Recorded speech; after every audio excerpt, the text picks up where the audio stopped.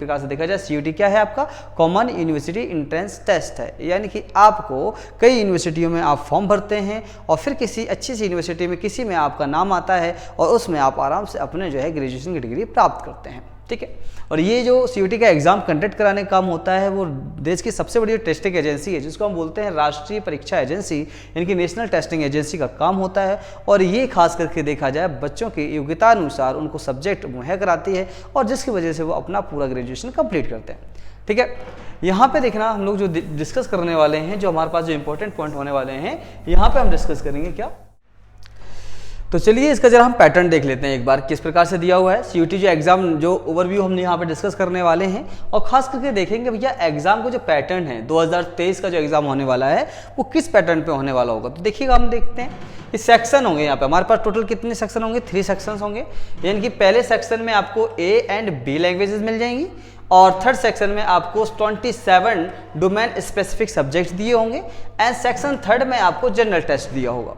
यहाँ पे साफ साफ देखिए, आप पहले देखेंगे फ्रॉम द अबव मेंशन क्या दिया, सेक्शन या candidate can choose maximum 10 subject from all 3 section, यानी कि ये 3 सेक्शन में से एक स्टूडेंट कितने सब्जेक्ट सेलेक्ट कर सकता है, 10। मान लीजिए आपने इसमें से एक सेक्शन लिया, इसमें से एक सब्जेक्ट ले लिया और आपने क्या किया, इसमें से आपने एक सब्जेक्ट और 8 सब्जेक्ट इसमें से ले लिया आपने। इन दोनों में से कोई एक लेना है आपको लैंग्वेज, क्या लेनी है, इन दोनों लैंग्वेज में यानी कि सेक्शन ए और सेक्शन बी में से कोई एक लैंग्वेज आपको सिलेक्ट करनी है। सेक्शन सेकंड में से आपको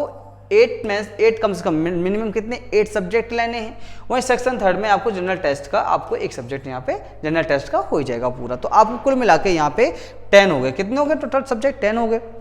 अब मार्किंग की अगर हम बात करें तो आप देखेंगे सबसे पहले अगर हम बात कर लें यहाँ पे पहले देखेंगे यहाँ पे लैंग्वेजेस की बात करो तो लैंग्वेज में first language and second language दोनों को मिलाकर किसी में भी आप किसी भी एक सब्जेक्ट को लेते हैं तो 50 क्वेश्चंस आपको सॉल्व करने हैं। कितने क्वेश्चन सॉल्व करने हैं, 50 क्वेश्चन सॉल्व करेंगे। और इन 50 क्वेश्चन सॉल्व करते टाइम पे आपको जो नंबर दिए जाएंगे टू बी मार्क्ड, कितने, इतने देखिए आप 40 इन ईच लैंग्वेज, प्रत्येक लैंग्वेज में कितने नंबर मिलने हैं आपको, 40 मिलने हैं, ठीक है। टाइम आपके अकॉर्डिंग रहेगा, ठीक है, मतलब एक जो टाइमिंग जो दिया होगा उसके अकॉर्डिंग इनमें आपको करना है इसके अंदर। इसी बात में अगर देखा जाए 27 डोमेन स्पेसिफिक सब्जेक्ट की बात कर लें तो डोमेन में 27 में जो आपने 8 सब्जेक्ट चुने हैं उनके लिए टाइमिंग आपको क्वेश्चन कितने दे रखे हैं, 50 क्वेश्चन है जिसमें से 45 कंपलसरी आपको करने होंगे। और वहीं पे आपके पास यहाँ मार्क करते दे रखा है कितना 40 और इसमें आपको लाने कितने होंगे 35 लाने होंगे, ठीक है। वह जनरल टेस्ट 60 का है जिसमें आपको 50 क्वेश्चन जो है सॉल्व करने हैं और आप खासकर इतने मार्क्स आपको लेकर आने हैं, ठीक है। यहाँ पे अगर हम सब्जेक्ट वाइज देख लें तो देख पाएंगे आप यहाँ पे लैंग्वेज की बात करें तो सिलेबस फॉर लैंग्वेज ए और बी, ठीक है। यहाँ पे क्या करेंगे हम लैंग्वेज की अगर हम बात करें तो ए और बी में देखिए आप ये देखिए ये है ए सेक्शन ए है, क्या है ये सेक्शन ए है और ये सेक्शन बी है।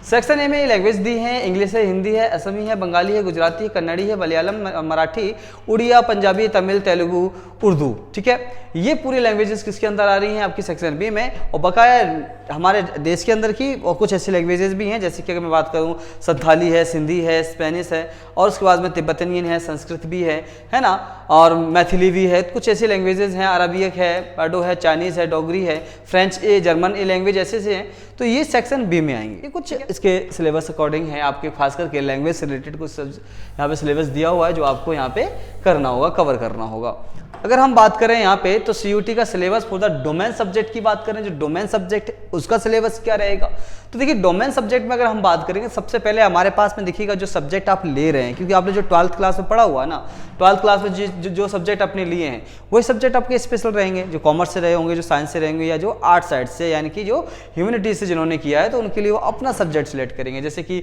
कॉमर्स वाले हैं अकाउंट है, साइंस वाले बायोलॉजी है, बिजनेस स्टडी अकाउंट वाले हो गए, केमिस्ट्री जो है बायोलॉजी वाले हो गए, कंप्यूटर साइंस वगैरह, इकोनॉमिक्स, ज्योग्राफी, हिस्ट्री वाले आर्ट्स में आ जाएंगे, होम साइंस है, लीगल स्टडीज है, मैथ, फिजिक्स है, political science, psychology, social and anthropology, ठीक है। तो इस प्रकार के जो कुछ सब्जेक्ट हैं जो डोमेन सब्जेक्ट में हैं, कुछ एडिशनल सब्जेक्ट दिए गए। जो एडिशनल सब्जेक्ट हैं अगर हम बात करें इन एडिशनल सब्जेक्ट की तो ये एडिशनल सब्जेक्ट कौन कौन से, तो देखिएगा जो एडिशनल सब्जेक्ट है जैसे कि फिजिकल एजुकेशन है, इंजीनियरिंग, ग्राफिक्स है, फाइन आर्ट्स है, नॉलेज एंड ट्रेडिशनल है, प्रैक्टिसेस इन इंडिया है, इंटरप्रेन्योरशिप है, आपका टेक्निकल जो है टीचिंग एप्टीट्यूड है, mass media and the agriculture. जो इन लाइन में अपना कहीं ना कहीं करियर देख रहे हैं या इस लाइन में इन जो सब्जेक्ट है एडिशनल सब्जेक्ट, इसमें वो ग्रेजुएशन करना चाहते हैं क्योंकि इसके अंदर ही बहुत सारा करियर है, तो आप इसको भी कर सकते हैं। ठीक है, ये आ जाते हैं आपके पास में किसमें, डोमेन सब्जेक्ट जो 27 दिए हुए हैं मैं। ठीक है,